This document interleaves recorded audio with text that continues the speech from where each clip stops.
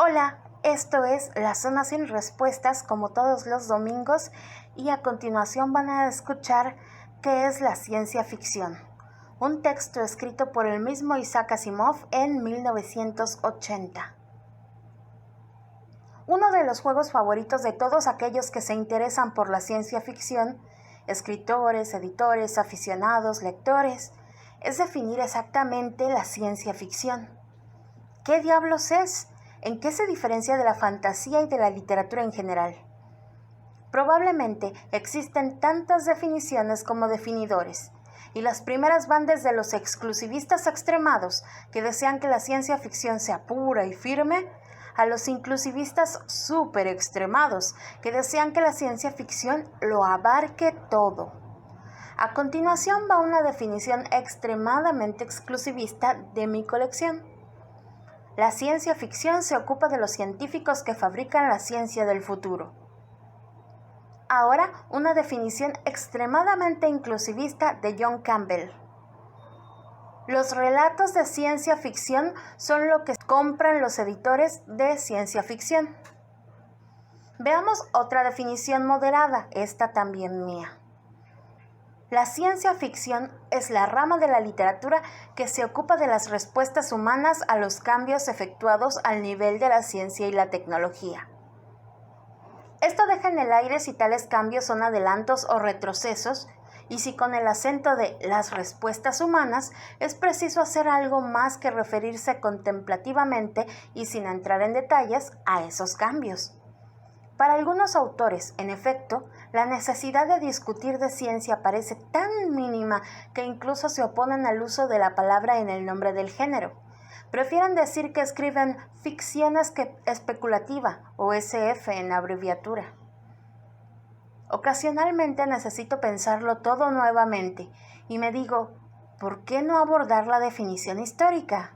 Por ejemplo, ¿cuál fue el primer producto de literatura occidental que guardamos intacta y que los inclusionistas pueden considerar como ciencia ficción? La Odisea de Homero, claro. No trata de ciencia en un mundo en el que la ciencia aún no se había desarrollado, pero sí trata del equivalente de los monstruos extraterrestres, como Polifemo, y de individuos que disponían del equivalente de una ciencia avanzada, como Circe. Sin embargo, la mayoría de personas opinan que la Odisea es un relato de viajes. Y esto también es verdad. Estas dos opiniones no son necesariamente contradictorias. El relato de viajes, al fin y al cabo, fue la fantasía original, la fantasía natural. ¿Por qué no? Hasta los tiempos contemporáneos, viajar fue un lujo exclusivo de la élite, de los que podían ver lo que la gran masa no podía. Casi todo el mundo, hasta tiempos muy recientes, vivía y moría en la misma ciudad, el mismo valle, el mismo trecho de tierra en el que había nacido. Para esa gente, todo lo que se hallaba más allá de su horizonte era fantasía. Podía ser cualquier cosa y podía creerse todo lo que los viajeros contasen de un país de las maravillas solo distante 100 kilómetros. Plinio el Viejo no se mostró demasiado sofisticado al creer las fantasías que le habían relatado de aquellas tierras distantes, y durante más de 1000 años los lectores creyeron a Plinio. Sir John Mandeville no tuvo dificultades en hacer pasar sus relatos de viajes novelescos como sucesos reales. Y durante 25 siglos después de Homero, cuando alguien quería escribir algo de fantasía, escribía una obra de viajes. Imagínense a alguien que se embarca, llega a una isla desconocida y ve maravillas. ¿No es esto Sinbad el marino y sus narraciones sobre Rook y el viejo del mar? ¿No es lo mismo lo que ocurre en el libro de Lemuel Gulliver y su encuentro con los liliputienses y los que son grandotes? En realidad, ¿no es esto también King Kong? El Señor de los Anillos, junto con lo que promete ser una enorme cantidad de malas imitaciones, también es un relato de viajes. Mas, ¿no son estos relatos de viajes unas fantasías y no ciencia ficción? Entonces, ¿dónde empieza la verdadera ciencia ficción? Pensemos en el primer escritor de ciencia ficción de carácter profesional, el primer escritor que se ganó la vida con ciencia ficción, Julio Verne. Él no pensó que escribía ciencia ficción, puesto que ese término no se había inventado todavía.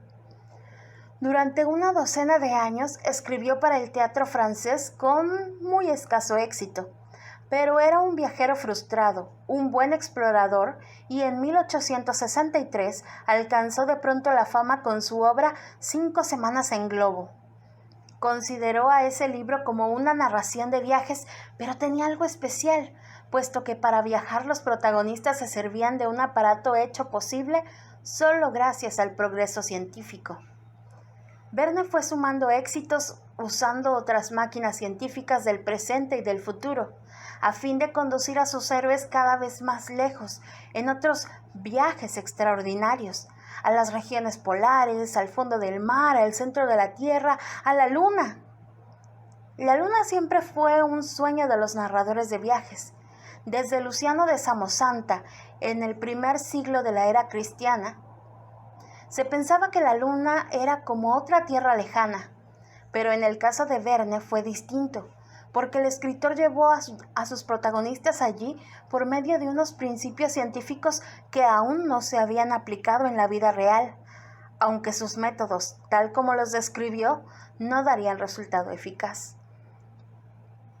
Después de Julio Verne, otros autores han llevado a sus héroes a Marte y a otros planetas, hasta que finalmente, en 1928, Smith, en La Alondra del Espacio, rompió todos los lazos con su impulso de inercia y condujo a la humanidad a las estrellas más lejanas.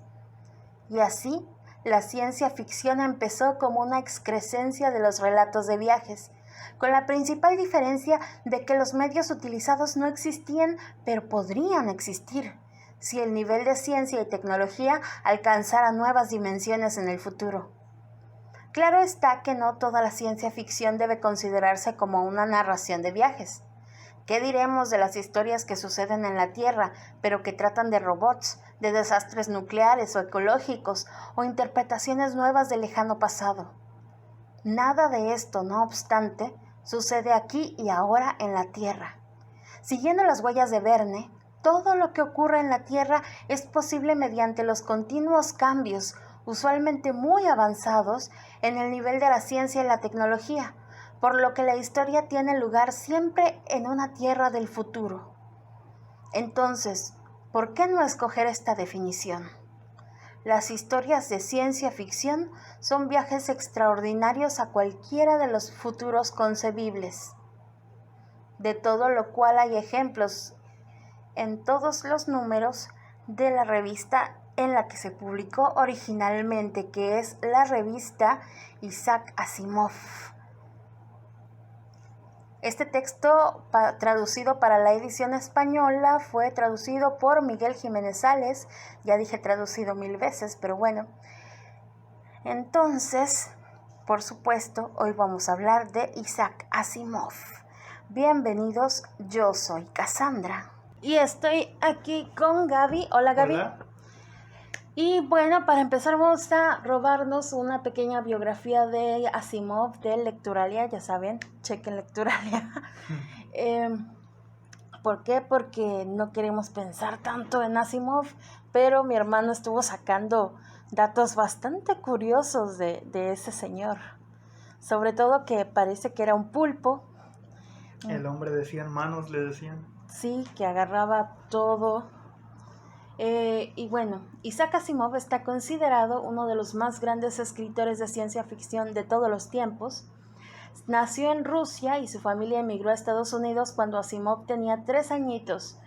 Toda su crianza ocurrió en Brooklyn, en Nueva York, donde su papá tenía una tiendita de revistas y chucherías.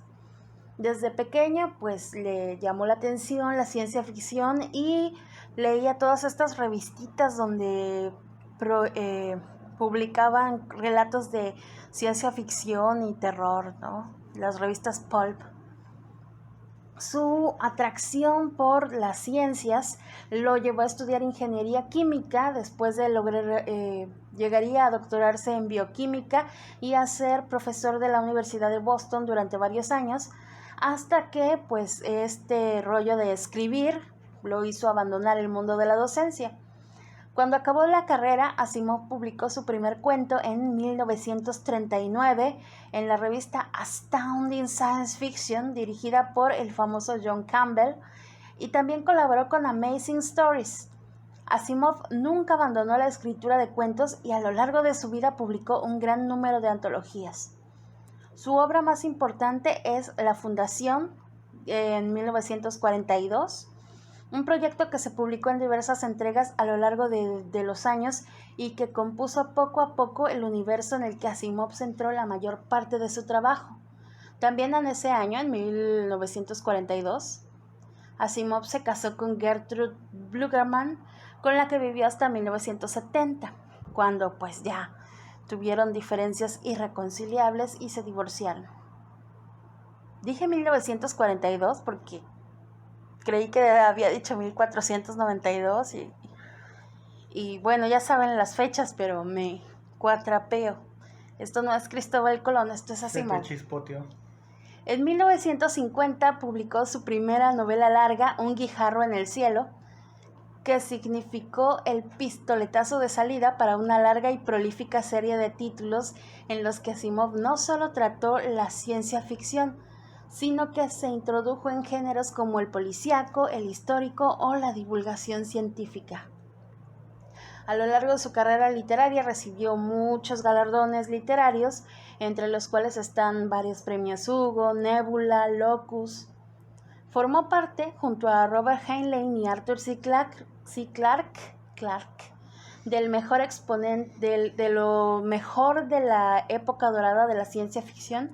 Algunos ponen a Heinlein y otros ponen a Bradbury, junto con Arthur C. Clarke y Asimov como la gran triada. Los tres grandes de la ciencia ficción. Así es. Asimov se vuelve a casar en el 73 con Janet Opal, un año después de publicar otra de sus publicaciones más importantes, que es Los propios dioses, del 72. Varios de sus libros fueron llevados al cine, como El hombre bicentenario, con el gran Robin Williams, o Yo Robot, con el no tan grande Will Smith. En 2015 se anunció la producción de una serie de televisión basada en la saga Fundación a cargo de HBO, que no he visto, yo creo que no se ha creado, pero bueno. Y la producción de Asimov siguió siendo importante tanto en cuentos como libros hasta su muerte el 6 de abril de 1992. Ahora, yo me acabo de enterar algo de su muerte que no sabía. Yo creí que se había muerto de problemas del corazón, pero me enteré que 10 años antes de su muerte había tenido problemas justo con el corazón y le hicieron una transfusión de sangre contaminada con VIH. Entonces este señor murió 10 años después de SIDA. No le dijeron a nadie porque en ese momento pues eran muy discriminadas las personas que tenían esta enfermedad, pero pues eso es lo que se dice, ¿no? Que todo fue por el VIH que mató a Asimov. Entonces a mí me parece un descubrimiento así de órale. Dicen que lo dijeron hasta 2002, 2000 algo. Entonces fue un secreto bastante bien guardado. Y pues ahí está, ¿no? El chisme de que Asimov realmente murió de SIDA. Ni siquiera fue porque él, no sé, lo hubiera disfrutado y ya gozado, ya quien se lo quita, ¿no? Ni siquiera fue por una transfusión contaminada. ¿Tú sabías este rollo? No, yo no sabía. Yo pensé que había muerto por el rollo del ataque al corazón, como dijiste. Es que es lo que más se decía al respecto. Y bueno, respecto a la serie de televisión que mencionaste que que se anunció que estaba en producción, acabo de leer que la producción fue detenida debido al COVID-19 que ahorita está arrasando con todo. Oh, pero sí estaba en producción entonces. Estaba en preproducción, me parece. Entonces ya lleva tiempo en preproducción, ya es un cold case eso. Sí, está en lo que para los videojuegos se llama Development Hell, ¿no? Que se queda en desarrollo un chingo de tiempo y al final nunca sale. Oh, qué sad. Pues ojalá eso no pase con esta serie de HBO que va a sacar de Game of Thrones. Y aquí les cuento que estamos encerrados y acabamos de ver otra vez Game of Thrones. Bueno, mi hermano lo vio por primera vez. Y ahora yo ya quiero que salga la serie, la side story de GOT. Pero bueno, eso es otro rollo. Me choca que planean series y las publicitan y luego nunca la sacan. Y luego no la sacan. Muchos años después. Voy a estar de acuerdo con los chicos de Scream, de que la televisión no crea asesinos. Cortarte las series así a medias es lo que crea asesinos. Cancelar buenas series de televisión. Sí. Fue día del libro esta semana que pasó y nosotros no hablamos al respecto, pero ahorita vamos a hablar de algunos de los textos de Asimov. Asimov se puede decir como como se revela mucho en sus escritos, que es un escritor de ciencia ficción dura, o no sé, así, hard science fiction, que quiere decir simplemente que es muy apegado a las leyes de la ciencia. Sí, muy cientificista.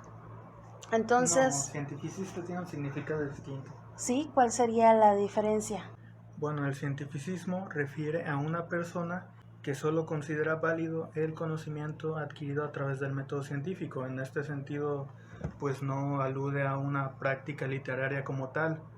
No habla de si en su escritura le da un valor específico o no. Y también se puede usar este término de forma despectiva para aquellos que otorgan un valor, digamos, excesivo al conocimiento científico. Yo diría simplemente que Asimov observa que las leyes de la física, de la ciencia más bien, en general, sean respetadas en sus obras. Ok, pues sí, yo no he leído nada de Robert Heinlein. ¿Tú has leído algo? No. Ahí sí les quedó mal, pero bueno, podemos irnos al otro personaje que ponen en la tríada en vez de Heinlein, que es Bradbury. Y se dice, por ejemplo, que entre C. Clarke, Ray Bradbury y Asimov era el menos literario. En este canon de ciencia ficción, los que tenían voces narrativas reconocibles y personalidades bastante creadas, bastante trabajadas, eran los textos de Arthur C. Clarke y Ray Bradbury, porque Bradbury es un escritor de fantasía que se mete con la ciencia ficción, pero es escritor de fantasía. Y Arthur C. Clarke es un divulgador científico que aprendió a contar historias alrededor de esto. Pero Asimov es, según encontré, según dicen muchos, algo más puro de la ciencia ficción, más, como dicen, duro, más hard science fiction, que tiene una prosa bastante en bruto, digamos, o sea, te lo cuenta tal cual.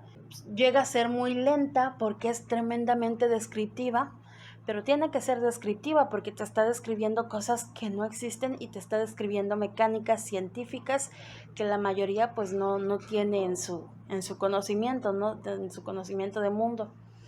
Y pues por esto mismo no es un texto muy rico en recursos estéticos. Por ejemplo, hay quienes lo defienden ampliamente, como el chileno Francisco Ortega, que dice que sin Asimov no hay Philip K. Dick, sin Philip K. Dick no hay cyberpunk, sin Asimov no hay Marvel y sin Marvel no hay todo lo que es súper taquillero, sin Asimov no hay Star Trek ni Star Wars y sin Star Trek ni Star Wars no hay consolidación masiva de la ciencia ficción.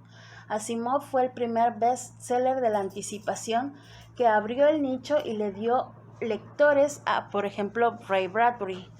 Se dice pues que Asimov es como, muchos le dicen el padre de la ciencia ficción moderna, como tal, porque no sé a quién se le diga en general el padre de la ciencia ficción, creo que es Julio Verne.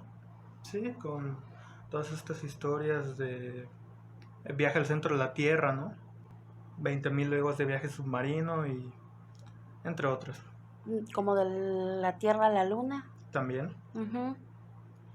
Sí, de hecho Asimov tenía un estilo de escritura que ponía por delante la claridad. Él mismo lo dice en algunos textos suyos, entre cuento y cuento de algunas compilaciones, él menciona que su estilo de escritura distintivo precisamente es pues poner la claridad primero, asegurarse de que el lector pueda percibir todo lo que está ocurriendo de la manera más sencilla posible, sin adornos innecesarios, sin complicaciones. Yo creo que no sin adornos, no, más bien no sin complicaciones. Si le quita todos los adornos, él es de los que están a favor de omitir todos los adjetivos, porque los adjetivos están de más, ¿no? Son colas, ¿no? Sí, pero él sí es extremadamente explicativo. Tan explicativo que por eso luego cansa a muchos de los que no están acostumbrados a este tipo de ciencia ficción. Y de hecho, las explicaciones muchas veces se hacen muy largas porque justamente busca esta claridad. Tampoco diría que es tan, pues, al grano. No, tal vez no sea tan grano. Yo lo que quería decir es que trataba de no complicar las cosas con demasiados adornos, ¿no? Uh-huh. Eso es cierto. O al menos en todos los textos que he leído. Normalmente lo que más he leído son cuentos, porque sí tienen un montón de compilaciones. De hecho, se compilaron hace unos años todos sus cuentos en 2 tomos, que por ahí tenemos. ¡Yay! Yay. Son de mi hermano, pero igual se los robé. Escribió más series, más sagas que cualquier otro autor. Fue súper prolífico este tipo. Hay muchos autores de ciencia ficción que crean sagas de novelas, como Frank Herbert, que escribió la de Dune o Dunas, que son 6 libros. Mundo Anillo de Larry Niven tiene 13 partes, yo nada más he leído una. Me acuerdo que el primer capítulo de ese libro que leí se llamaba Enganchado al... ¿Cómo? Conectado enganchado a la electricidad o algo así, y resulta que ahí se drogan conectándose a la electricidad directamente a la nuca. Entonces, drogas modernas para libros modernos, ya saben. Vaya. Isaac no solo escribió un chingo de series de escritos aislados, sino que escribió cuando menos 5 series, 5 sagas. Las más famosas son Fundación, la serie Robot y la serie del Imperio Galáctico, que luego Fundación la mete dentro de Imperio Galáctico porque hace otras como series sí, de hecho, en donde conecta cosas. Conecta esas 3 series en una especie de saga unificante de todas sus novelas. Sí. No todas, pero la mayoría.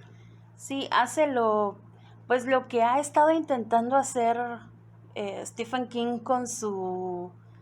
¿cómo se llama? La saga del pistolero. ¿La Torre Oscura? Con su saga de la Torre Oscura, en donde va tomando cosas de aquí y de allá de sus libros y pues los intenta unificar, porque algunas cosas sí se ven como un poquito forzadas, pero otras sí se ve que las escribió y ya sabía que quería ahí medio juntar.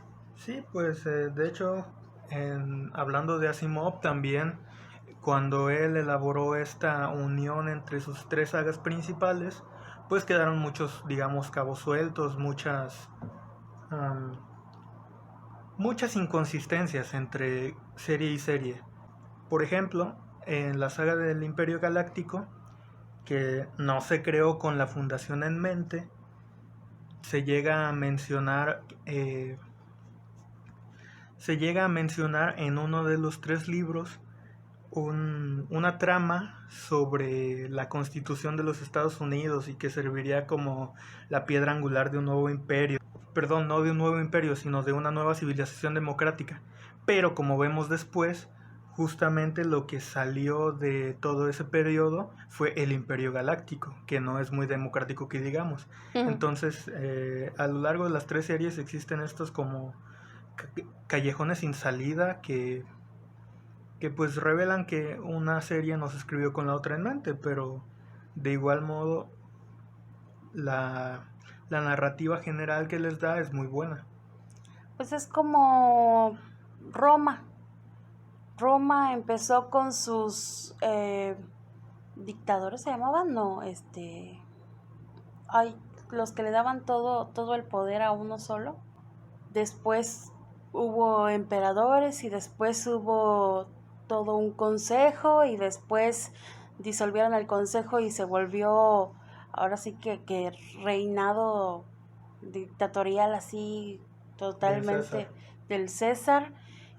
Y no creo que hayan empezado con miras a tener un tipo de gobierno así, pero pues yo creo que eso como que le da un poquito de más realismo, ¿no? Que se inicie con una idea y se acabe en otra diferente.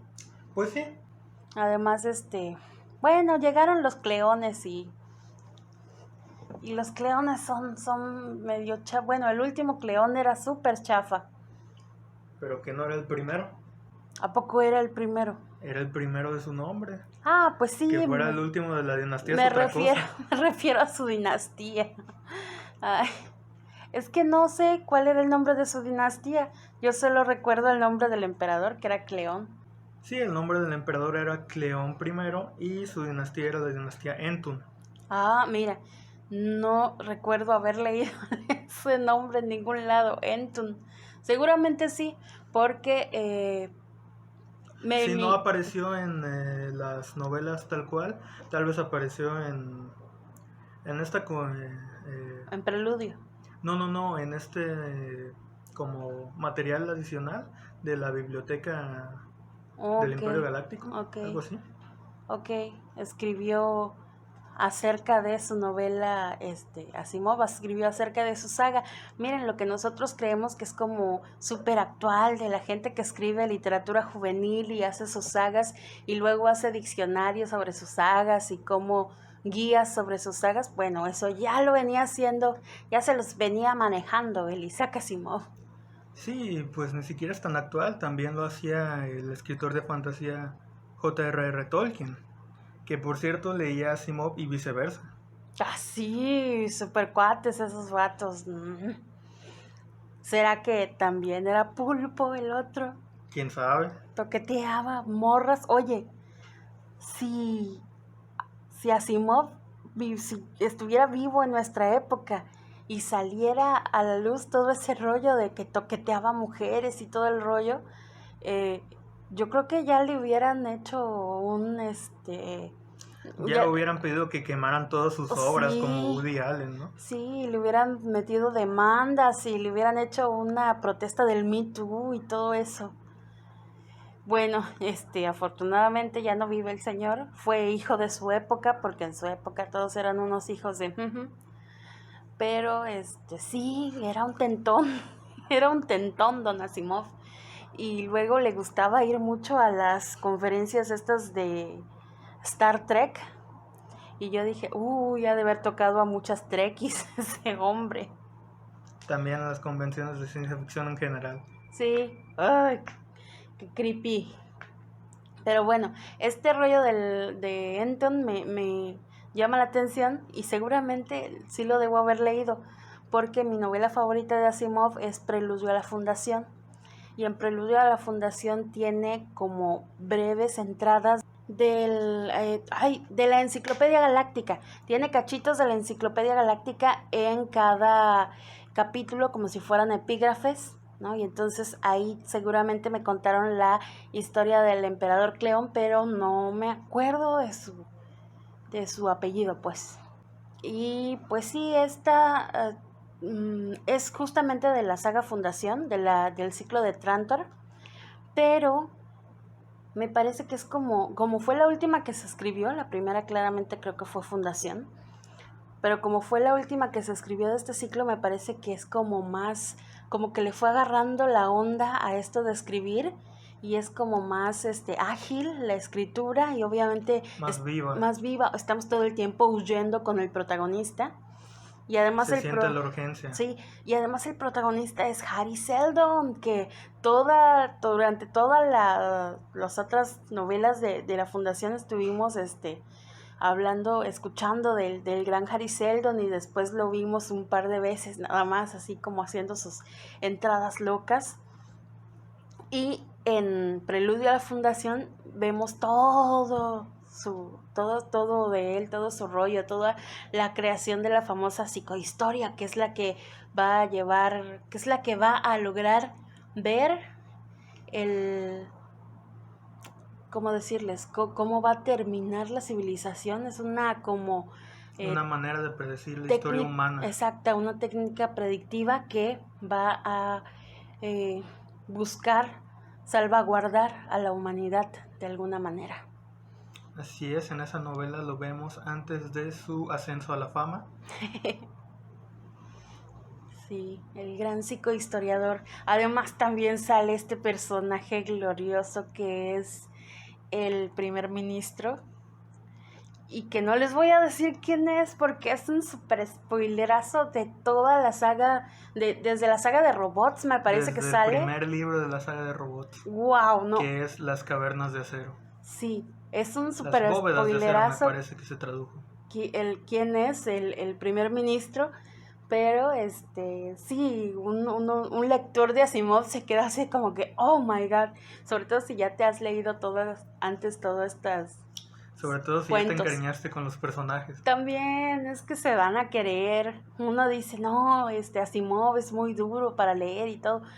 Sí, un poco, pero se nota que quiere a sus personajes, ¿no? Entonces él los escribe bonitos, como que les pone mucho empeño, y entonces los hace carismáticos, hace que tú te encariñes con ellos. Y en algunos momentos que te pongas en su posición. Lo extraño es que a veces te pones del lado no de los humanos, sino de los robots, sí, ¿no? Sí, y entonces eso es así de puff, te hace boom en la cabeza, ¿no? Leí también que Asimov escribió el mejor cuento corto de ciencia ficción de la historia, titulado Anochecer. Exactamente, de 1964. Un gran cuento. Sí, ¿de qué se trata? No sé si hacer spoiler, pero básicamente trata sobre unos científicos en el planeta Lagash, que es un planeta que siempre está iluminado por al menos uno de 6 soles alrededor de los que orbita. Uh-huh. Entonces siempre está bañado en luz. Y estos científicos están estudiando, digamos, un colapso cíclico de la civilización. Tienen registros de que cada 2000 años la civilización experimenta una catástrofe que los manda de vuelta, y ellos están tratando de investigar por qué. Y mientras se desarrolla todo esto, hay un culto que está diciendo que el fin está cerca y que las estrellas van a venir a comernos a todos, ¿no? Típico. Sí, es el del eclipse, ¿no? Sí. Ya con eso ya fregué toda la historia, ¿verdad? Básicamente. Bueno, pues no importa, ustedes léanlo, es el mejor cuento de ciencia ficción por algo, no por lo que yo diga o pueda spoilear aquí. Además, ya saben, estamos hablando mi hermano y yo, obviamente va a haber spoilers. So sorry, se me salen. Pero con bueno. Una ramita al principio. Ok.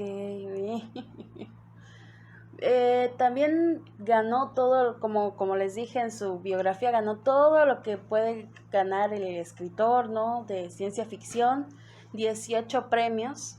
El Hugo es el más conocido, el más prestigioso de los de ciencia ficción, y lo ganó por su novela Los propios dioses, que tú me estabas hablando de esa novela y de los blandos y de los duros, y yo no tenía ni idea de Yo estaba confundiendo esta novela con El fin de la eternidad. El fin de la eternidad, pero no, resulta que no he leído Los propios dioses.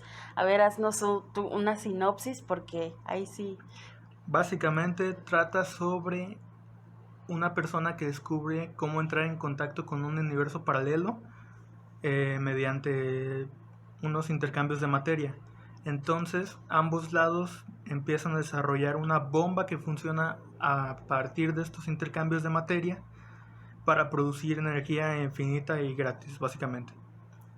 Pero hay un problema con estos intercambios que descubre un periodista que 20 o 30 años después de que se crea la bomba está tratando de escribir un artículo sobre ella.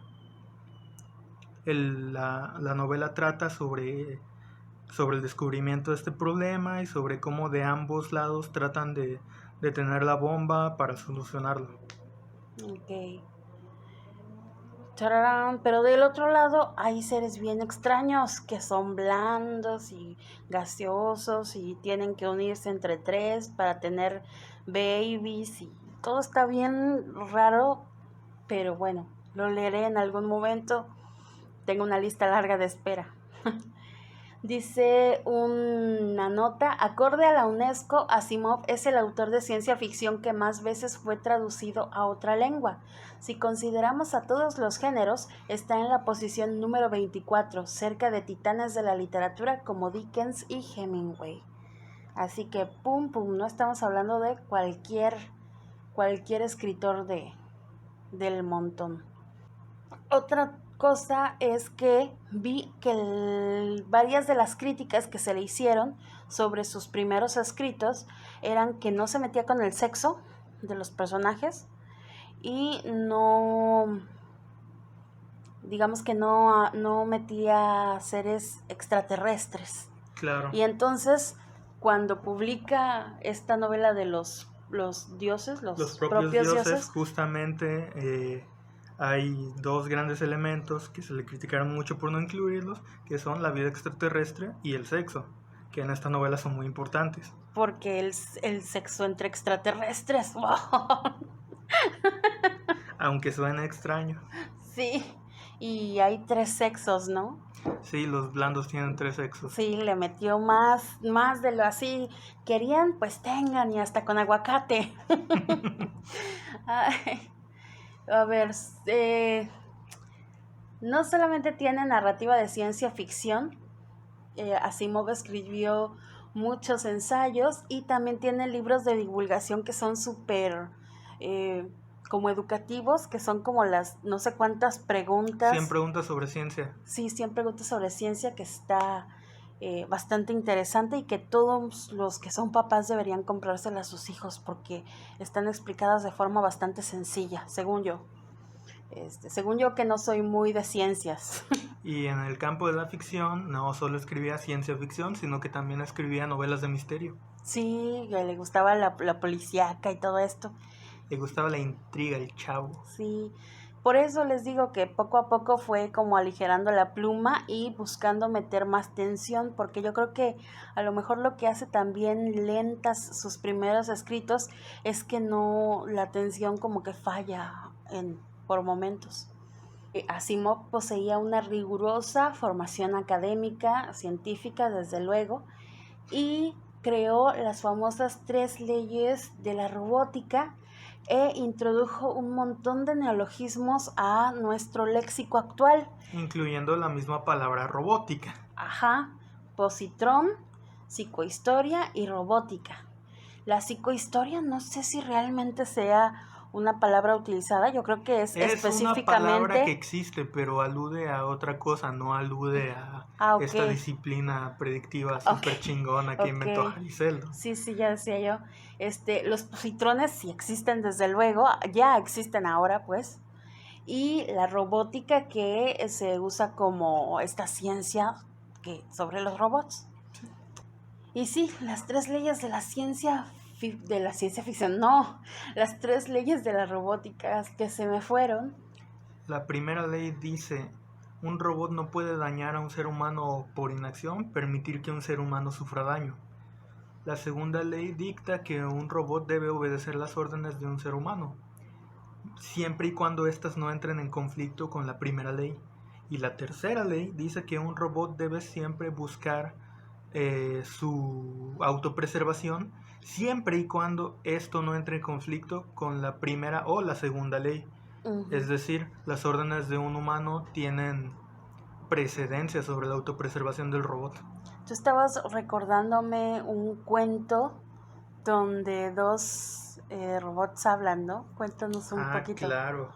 Es un cuento que se llama en español ¿Qué es el hombre? ¿Cómo? ¿Qué es el hombre? Ok. Trata sobre un robot que crean para...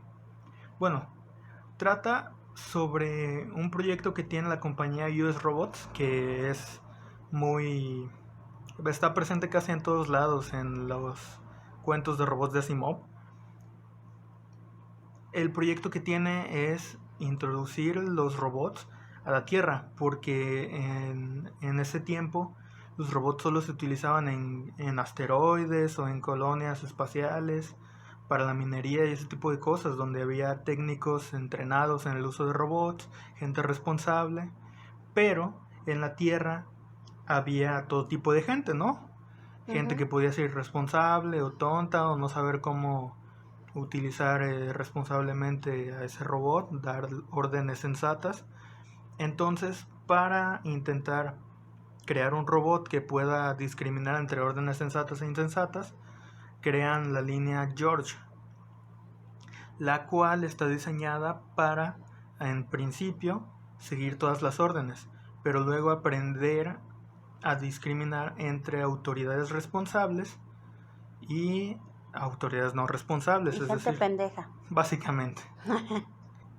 Y bueno, para no hacerles el cuento largo, esta historia comienza con George 9 y George 10 almacenados, platicando a lo largo de un gran periodo de tiempo.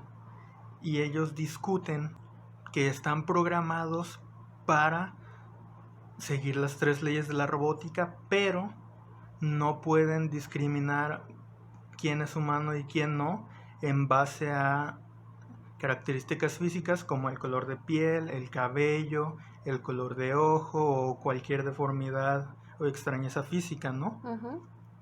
Y que están diseñados para buscar principalmente el bienestar y seguir las órdenes de las autoridades que consideren más competentes, más inteligentes. Ahora bien, estos robots se dicen entre ellos que la única cosa que los diferencia de los seres humanos es su composición física, porque ellos están hechos de metal y los humanos de carne, pero ellos no pueden discriminar basados en la condición física. Y ya que ellos son los seres más inteligentes y responsables que conocen, las 3 leyes les dictan que tienen que seguir sus propias órdenes y tienen que buscar su propia preservación sobre la de todos los demás. Y entonces yo me obedezco a mí y me cuido a mí. Exactamente. Y los demás valen queso. Pues no exactamente, porque lo que te implica aquí es que ellos tienen que cuidar también a los otros humanos, pero digamos que están más abajo en la jerarquía. Entonces, digamos que se prioriza la seguridad de estos humanos sobre sus deseos, ¿no? Me estoy acordando, por ejemplo, en esta película de Yo Robot con el Will Smith. Ah, sí, con Will Smith. Que la inteligencia esta artificial manda a todos los humanos a estar encerrados en su casa y les establece la ley marcial. Ajá, porque es la única manera, o sea, ve a los humanos como niños tontos y es la única manera de cuidarlos y mantenerlos seguros, que se queden en su casa. Y ni siquiera porque no está pensando que la mayor parte de las muertes ocurren en el baño de una casa. Bueno, pero era el futuro, tal vez los baños son más seguros. Quizá, todo puede ser. Estaba viendo también, por ejemplo, que en los 40 en un relato es donde aparecen las 3 leyes de la ciencia ficción, sigo diciendo, ¿no? De la robótica, pero en el 76 aparece la ley 0, que dice Claro. que un robot no hará daño a la humanidad en general. O por inacción permitir que la humanidad sufra daño. Ajá, y con eso intentan tener un candado todavía más grande, ¿no? De que no sé si entraría en conflicto con lo que piensan estos robots. Pues yo creo que eso ya depende de su propia interpretación, porque ellos ya se ven como parte de la humanidad. Entonces creo que simplemente se adherirían a la jerarquía que ya tienen establecida, con ellos a la cabeza, obviamente. Pues sí. Y bueno, estaba viendo que Oren Etzione, el director ejecutivo del Instituto Allen, que es un instituto pionero en biociencia, tiene 3 propuestas de leyes para regular las inteligencias artificiales, que fue a pedido de Elon Musk, el famoso Elon Musk, que por cierto lo sigo en Twitter porque puros memes y pura mensada manda, pero bueno. Entonces, y él reconoció, ¿no?, que hay preocupaciones válidas sobre el impacto de las inteligencias artificiales en las armas, en el empleo, en la privacidad. Mi gato se acaba de subir a mi mesa. Hola, gato. Y pues él dice que independientemente del fin de la inteligencia artificial, ya sea de uso gubernamental, empresarial o personal, tiene que estar sometida a las leyes que se nos apliquen a los humanos. No debe existir excusas como no, fue mi inteligencia artificial, ya no fui, ¿no? O cosas así. Entonces ellos dicen que no es como Yo Robot, ¿no? Que no se aplican las leyes humanas a los robots porque son cosas, sino que ellos no están exentos de. Si yo atropellé a alguien, pues no, si mi robot atropelló a alguien, mi robot se va a la cárcel. Pero debería ser responsabilidad del dueño del objeto, ¿no? Pero si el objeto es un conductor y atropella a alguien, ¿por qué es responsabilidad del dueño del conductor? Es como, o sea, entiendo el punto de vista o sea, lo que tú dices, y entiendo el punto de vista de lo que dicen acá, pero me llama la atención, por ejemplo, ¿no se siente eso esclavismo?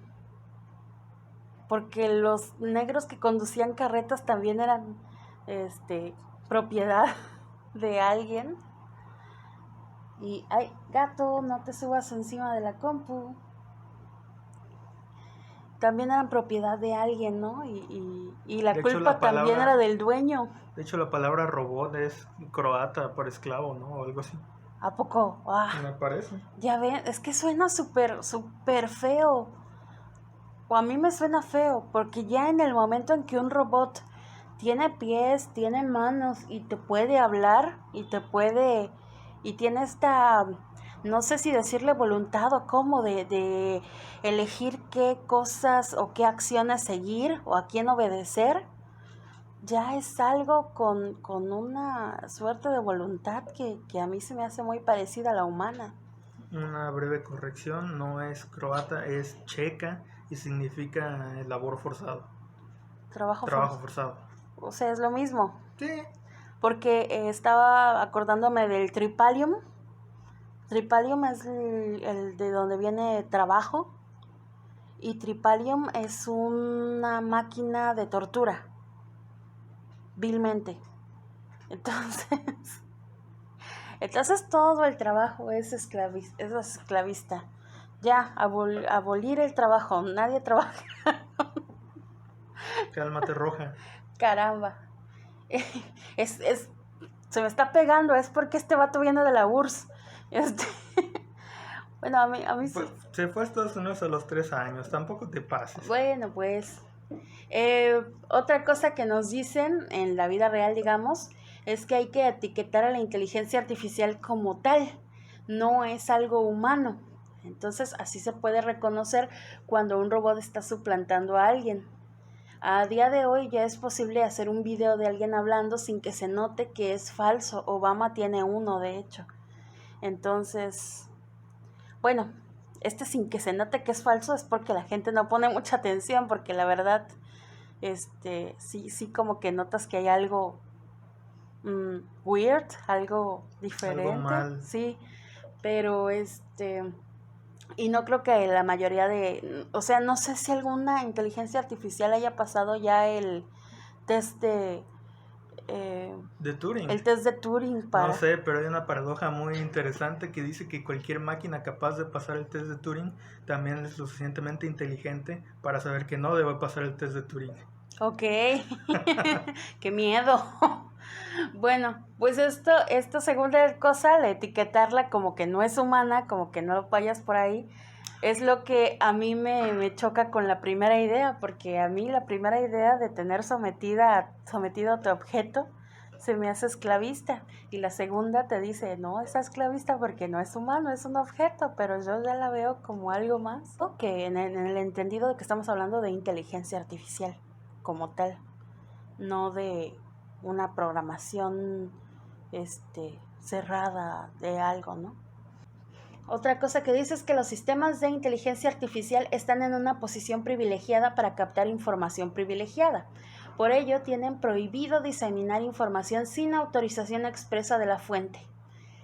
Por tanto, dicen que tu asistente personal de Google o lo que sea, no pueden publicar una conversación que hayas tenido con tu pareja o tal cosa, y que cada día más hogares tienen un asistente personal en casa, como esta Alexa o la de Windows, que no me acuerdo cómo se llama. Ni idea. Espérense. Cortana. A mí esto también no me queda completamente claro porque...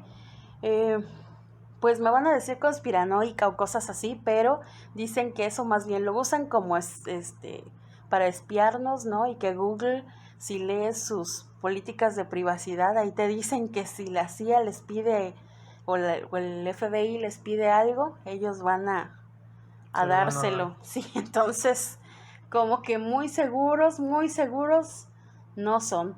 Y además estas inteligencias artificiales son muy básicas, no son claramente de las que hablaba Asimov, pero pues es un principio, ¿no? En donde se están usando todas las leyes de la robótica.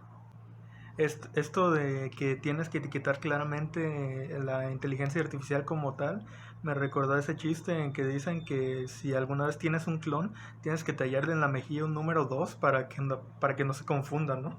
Anda. Y bueno, y hablando uh-huh. de lo de los videos, yo creo que eso más bien tiene que ver con el software para hacer videos que con la inteligencia artificial, porque me parece que ya hay software de sintetización de voz, Uh-huh. que por ejemplo ya puedes hacer que Kennedy diga memes en un video, ¿no? O cosas así. Sí, también hay un software que permite superponer la cara de alguien en la de otro, y entonces en Facebook se estuvo compartiendo mucho una escena del Resplandor en donde arriba es Jack Nicholson y abajo es Jim Carrey, ¿no? Pero es exactamente el mismo, con los mismos gestos y todo, nada más que uno es una cara y el otro es otra cara, ¿no? Y también están hablando de lo peligroso que es este software, Sí. porque puedes hacer que Donald Trump declare la guerra, ¿no? O alguna cosa así, no tan jalada de los pelos, ¿no?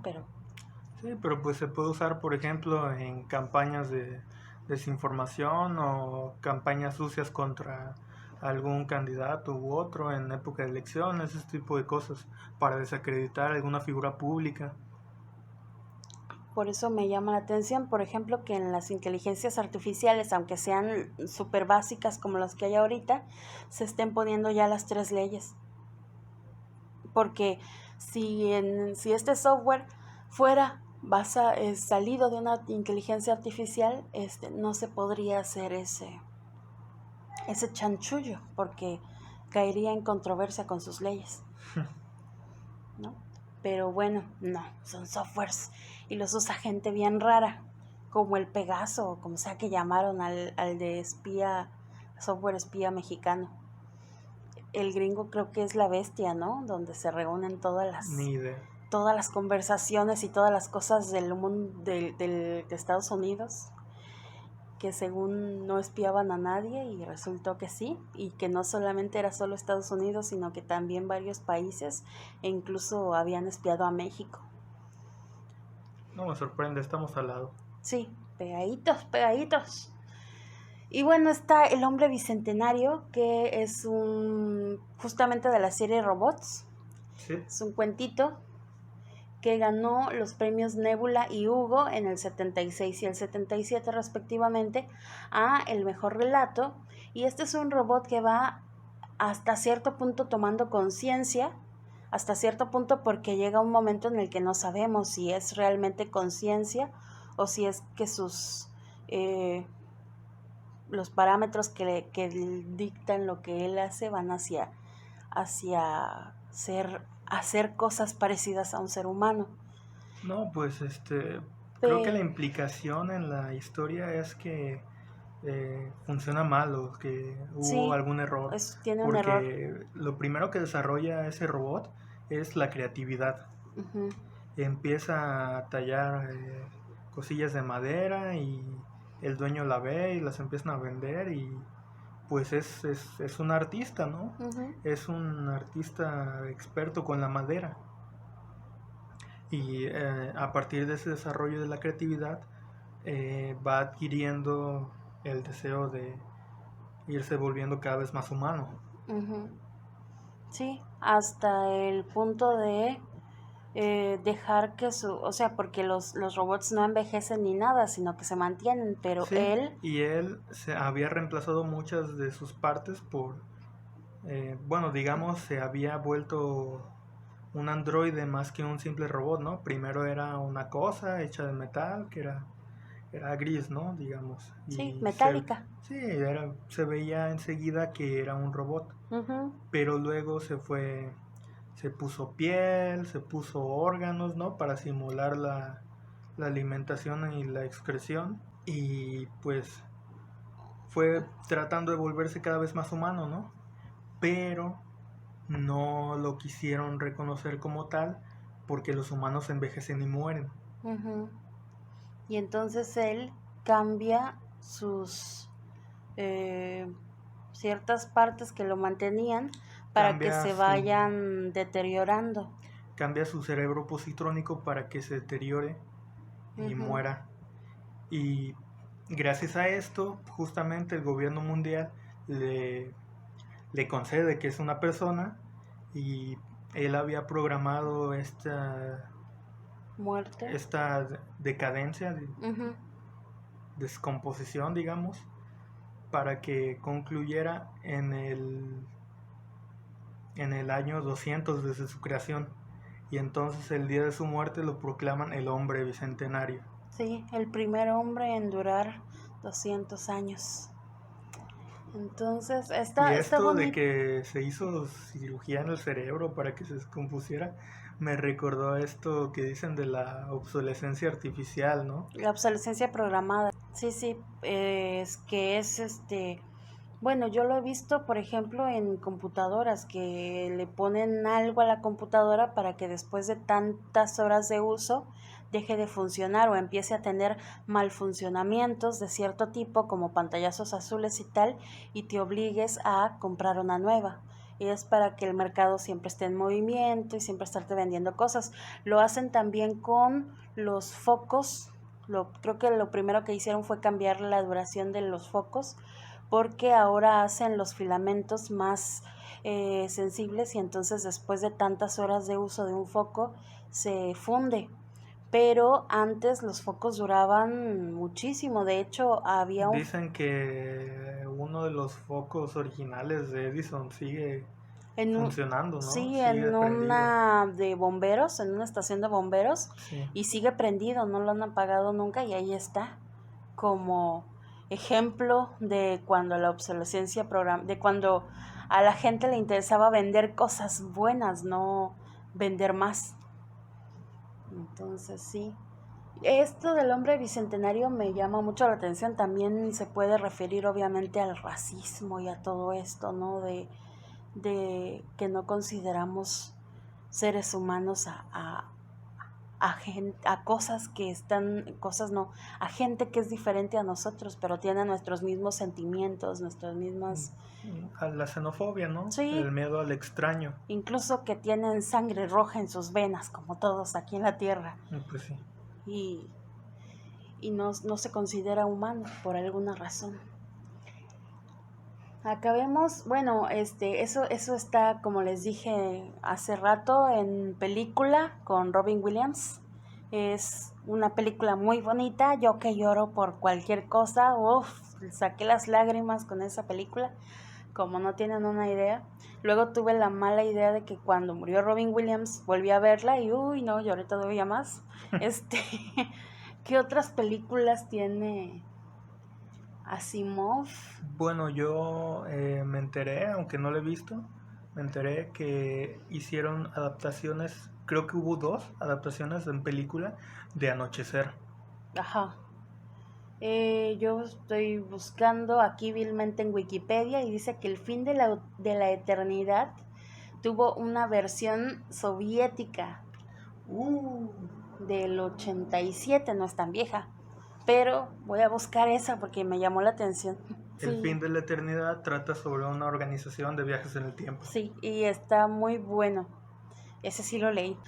Bueno, ¿qué más? El hombre bicentenario, del que ya habíamos hablado, del 99. Está el Yo Robot de Will Smith, que es de 2004. Que solo comparte algunos conceptos con el universo de Asimov, porque de ahí en fuera pues no hay una conexión tan fuerte.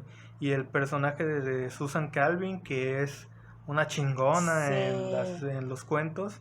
Ahí la ponen muy tonta, pero sí, bueno. la ponen muy tonta y muy indefensa. Pero Susan Calvin aparece en muchos, ¿no? Sí. Es la personalidad científica. Sí. Es la robopsicóloga. Sí, Imagínense una robopsicóloga, o sea, tan solo la palabra es así de ¿what? Es como la gente que no cree que existen los psicólogos de gatos. Pero pues los gatos se estresan, en general los animales, supongo. Pues sí, este fue un recorrido bastante sucinto y saltando de aquí para allá, pero un pequeño recorrido de la historia de Isaac Asimov. No hablamos tanto de él, mencionamos muchas veces que tenía manos tocadoras. El hombre de las 100 manos. El hombre de las 100 manos, le decían. Imagínense qué horror que llegara una chica a pedirle un autógrafo y el vato le agarrara por allá. Le hubiera ido peor que a... ¿Cómo se llama? ¿El que mencioné antes? Sí, Luis, no, al comediante. Sí es Luis. A ese le hubiera ido peor. No. ¿Sí es Luis? ¿A poco se llamaba así? No. Se me olvidó, pero bueno, ya saben ustedes, el comediante ese que vino hace poco a México y creo que hasta quisieron hacerle un scratch y así, pero pues... Bueno, gente, yo creo que ya es hora de irnos. Estuvo muy chido este show, este cuento. Creo que mi hermano está buscando quién es el comediante. Cómo se nota que no tenemos ni idea. Louis C.K., ¿sí? Louis C.K., eso, así se llama, Louis C.K. Yo sabía que era Luis, pero no me acordaba de nada más.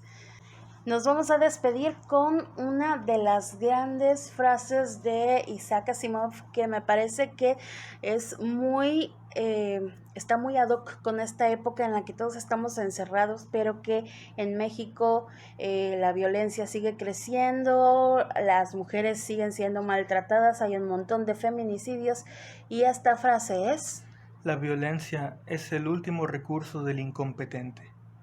Gracias por escucharnos. Bye.